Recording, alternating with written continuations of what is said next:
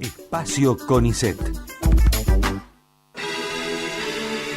Muy bien, y como decía el separador ahí, como todos los miércoles compartimos la tarea de los investigadores de nuestra región en diversas temáticas y en distintas ramas de la investigación. Y hoy tenemos el placer de, en esta columna del CONICET, revisitar a alguien a quien ya tuvimos y a quien vamos a volver a llamar porque se acaba de cortar la comunicación, que es Eva Musopapa. Eva Musopapa trabaja en el Instituto de Investigaciones en Diversidad Cultural y Procesos de Cambio, el IDIPCA, aquí en la Universidad de Río Negro, pero tiene amplios antecedentes de investigación. En este caso, ella es licenciada en antropología, también ha recibido la maestría en estudios latinoamericanos de la Universidad de Chile y el doctorado en antropología social de la UBA. Hemos charlado antes con ella, no solo en la columna del CONICET, sino también a la luz de distintos hechos que se sucedían y que tenían que ver con las Fuerzas Armadas, por ejemplo, con la burocratización de la violencia de las Fuerzas Armadas y las relaciones entre fuerzas de seguridad y Estado. Siempre la hemos consultado para hablar de estos temas. Así que en un ratito más vamos a estar en comunicación con Eva Musopapa para que nos actualice un poco respecto de su trabajo y también le pueda contar a aquellos que no conocen el desarrollo de estas investigaciones, que son lo que aportan para pensar las cuestiones sociales del presente.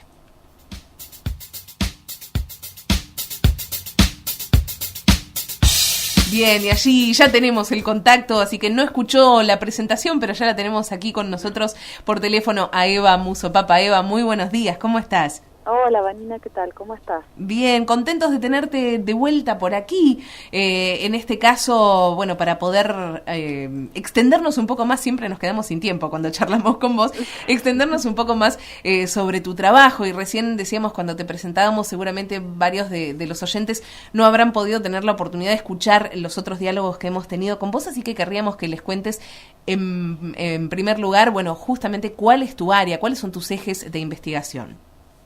Bueno, yo trabajo en el área de lo que se llama antropología social.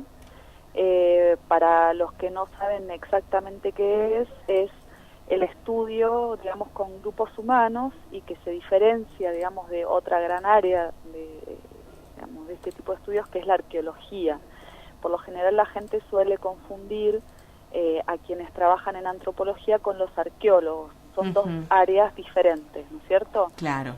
Los arqueólogos trabajan más con restos, después está la antropología biológica, que trabajan con lo que son los cuerpos, digamos, ¿no? De la gente viva o muerta, y mientras que la antropología social se dedica más al trabajo de, digamos, con grupos humanos vivos, ¿no es cierto? Grupos humanos que, bueno, en un principio la antropología trabajó mucho con lo que conocemos como grupos indígenas, como lo que antiguamente se llamaba grupos primitivos, pero actualmente la antropología trabaja en todos los campos posibles a partir de lo que se llama la perspectiva antropológica. Y yo trabajo con esa perspectiva antropológica lo que es las burocracias estatales, el aparato del Estado, y particularmente me he interesado mucho en el tema de las Fuerzas Armadas y lo que se llama el ámbito de la defensa. Claro. Eso a grandes rasgos, ¿no? Por supuesto, sí. Y en este caso, este contacto es para tratar de actualizarnos un poco respecto de en qué estás trabajando ahora. Has compartido aquí con nosotros muchas de tus ejes de investigación que han tenido que ver con, por ejemplo, la burocracia estatal en el ámbito de la defensa nacional, cómo es la vinculación del Estado con la violencia legítima que ejercen las fuerzas de seguridad, las Fuerzas Armadas. Contanos en este momento cuál es tu centro, en qué estás concentrada en el marco de tus investigaciones. Bueno, yo he derivado un poco desde lo que era el estudio, digamos, de las Fuerzas Armadas a esto que estoy mencionando, que son las relaciones que conforman el campo de lo estatal. ¿Qué significa esto? Entender, y este es el eje de las investigaciones que llevo adelante en el marco de lo que es el equipo de antropología política y jurídica, entender cómo el Estado es mucho más que instituciones formales, ¿no es cierto? Que se mueven a partir de no solo reglamentación, sino a través de relaciones que la gente genera. Y esto significa no entender que estas relaciones son anómalas en el Estado, sino que forman parte de él. Esto no quiere decir que uno esté ni a favor ni en contra, ¿no es cierto? Claro. Sino entender que finalmente el Estado funciona de esa manera. Y bueno, a partir de así hacer otro tipo de críticas, etcétera. Yo me centro obviamente en la parte de lo que es la conformación del campo de la defensa, es decir, cómo el Estado define cuáles son los roles y funciones de las Fuerzas Armadas, del Ministerio de Defensa, digamos, y cuáles son las disputas que se dan allí, cómo cada uno de los sectores trata de definir cuál es el campo legítimo de este aparato represivo del Estado, como diría Althusser, ¿no? Que son las Fuerzas Armadas. Y ha habido discusiones muy interesantes desde el fin de la dictadura militar, tratando de ordenar estas funciones de manera diferente a como se habían implementado en décadas anteriores, ¿no? Claro. Y es todo un tira y afloje muy tenso que podemos rastrear, digamos, en los últimos 20 años. Eso es parte de lo que yo trabajo, y la última investigación que hice tiene que ver con cómo incluso en el campo judicial se da esta discusión. Ay, contanos un poco más sobre eso justamente, porque las articulaciones entre ámbitos estatales y sobre todo, por ejemplo, esta articulación, lo que es estos espacios de las fuerzas de seguridad, este concepto de la defensa nacional y la justicia y el ámbito judicial tienen bastante que ver y han tenido relaciones ricas para analizar, por así decirlo eufemísticamente, a lo largo de las últimas décadas. ¿Con qué te has encontrado hasta ahora? Bueno, que así como uno puede hablar del Poder Judicial, de las Fuerzas Armadas, digamos, como grandes instituciones, también hay muy diferentes formas históricas de relacionarse entre ambas, y a veces también tiene que ver con los personajes que están involucrados, ¿no es cierto? Entonces, por ejemplo, así como hay toda una movida que tiene que ver con desnudar lo que fueron las relaciones de alianza entre el Poder Judicial y la dictadura militar durante la época de la dictadura precisamente, y que tiene que ver con la complicidad de muchos jueces en llevar adelante habeas corpus o negarlos, etcétera. El trabajo que yo hice tiene que ver con, bueno, cómo se posicionan de manera diferente las Fuerzas Armadas frente a la justicia cuando la justicia intenta dilucidar el caso como el que yo trabajé, que es el que se llamó por espionaje entre LEU, ¿cierto? Donde, bueno, las Fuerzas Armadas, o en este caso en particular, la base aeronaval Almirante Sar, estaba llevando a cabo actividades de inteligencia ilegal. La justicia, digamos, retoma una denuncia o acoge una denuncia que se presenta, y bueno, cuáles son las formas a partir de las cuales estos integrantes de la fuerza tratan de frenar el accionar de la justicia. Y la forma en las cuales tratan de frenar el accionar de la justicia es acudir a la idea de secreto militar o secreto de Estado, según el cual prácticamente los únicos que pueden decidir respecto de las acciones que tienen que tomar las Fuerzas Armadas son las propias Fuerzas Armadas, ¿no es cierto? Entonces, la justicia no tendría derecho a dilucidar cuestiones respecto de si son legítimas o ilegítimas las actividades que se llevan a cabo, porque, digamos, el secreto militar digamos, entraría como dentro de otra esfera en la cual a la cual la justicia no tiene acceso. Lo mismo con respecto al decreto que el entonces presidente Kirchner emite respecto de que, bueno, quienes son imputados en la causa deben testimoniar, bueno, no es la palabra correcta, pero tienen que prestar declaración frente al juez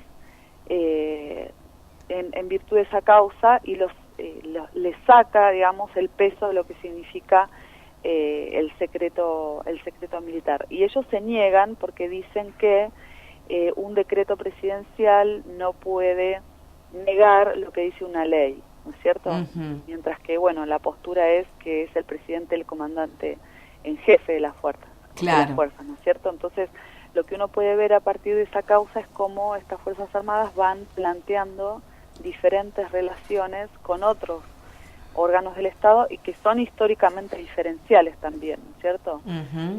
Y esa es parte del proceso interesante del análisis. Claro, tal cual.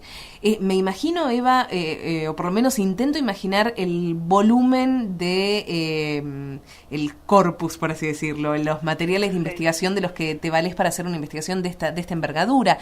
Uno no se imagina por dónde empezar. ¿Cómo es la metodología de investigación? ¿Cuál es tu material de trabajo? Bueno, el material de trabajo es bastante diverso, efectivamente, porque digamos, yo vengo trabajando el tema de Fuerzas Armadas históricamente, ¿no? Dentro de mi corta vida, pero sí. dentro de lo que se puede decir. Pero lo que es cierto es que se trata de una causa judicial, con lo cual la causa, o sea, el expediente judicial, empieza a formar parte del campo, ¿no es cierto? Es una causa que tiene, en realidad se termina dividiéndose en dos causas, que tiene muchísimos cuerpos, tienen casi 2.000 fojas cada uno. Fojas es cada una de las hojas, ¿no es cierto?, que conforman la causa judicial, pero además está lo que se llama la prueba, ¿no es cierto? La prueba en este caso fue el archivo de inteligencia que se secuestró, que está conformado por aproximadamente 20 cajas de esas de archivo, ¿no es cierto? Donde se fue poniendo toda la información que había en la base Almirante Sar, más registro de computadoras, más, bueno, un montón de material, más entrevistas que yo hice al fiscal, a los abogados, a quien denunció, a otros militares, digamos, todo eso va conformando el corpus, ¿no es cierto? Luego fui también a algunas de las sesiones de la causa ya cuando pasó a juicio oral, ¿no es cierto? Porque los juicios, digamos, la totalidad del juicio está diferenciado entre lo que es la etapa de instrucción, que es cuando se investiga, y eso es cuando se habla de los cuerpos, ¿cierto? Todo lo que se produce en escrito, y después pasa en la instancia oral, que es cuando, bueno, ya es esta idea de que tenemos del juez y los abogados sentados todos en el mismo lugar, ¿no es cierto? Con público, etcétera. Bueno, yo fui a algunas de esas sesiones, y digamos, todo lo que sucede allí también es material de análisis, ¿cierto? Eso es como a grandes rasgos el corpus que yo analicé, y después, bueno, uno a partir de algunas ideas, conceptos, teorías, va tratando de buscar, porque uno en eso puede encontrar muchísimas cosas, depende de la entrada que uno le dé. Claro, ¿no? tal cual. De cuál es la pregunta de investigación que uno está guiando. Bueno, a mí particularmente lo que me interesaba era precisamente cómo se relacionaban distintas instituciones del Estado cuando sus competencias entran en conflicto. Claro. ¿No? Qué tarea la tuya, Eva, así que por lo menos, bueno, nos asomamos un poquito aprovechando esta columna del CONICET, para aquellos que no te hayan escuchado en otras oportunidades, que te consultamos sobre diversos temas, que puedan conocer un poco específicamente de tu tarea como investigadora, así que te agradecemos un montón y te seguimos molestando a lo largo del año, ¿dale? No, siempre un placer y bueno, me encanta tratar de difundir esto al máximo, porque bueno, tenemos una carrera aquí, tenemos institutos de investigación también que son bastante nuevos y que, bueno, mucha gente por lo general no sabe específicamente qué es lo que se hace. Entonces, siempre bienvenida la manera de poder difundir este tipo de actividades.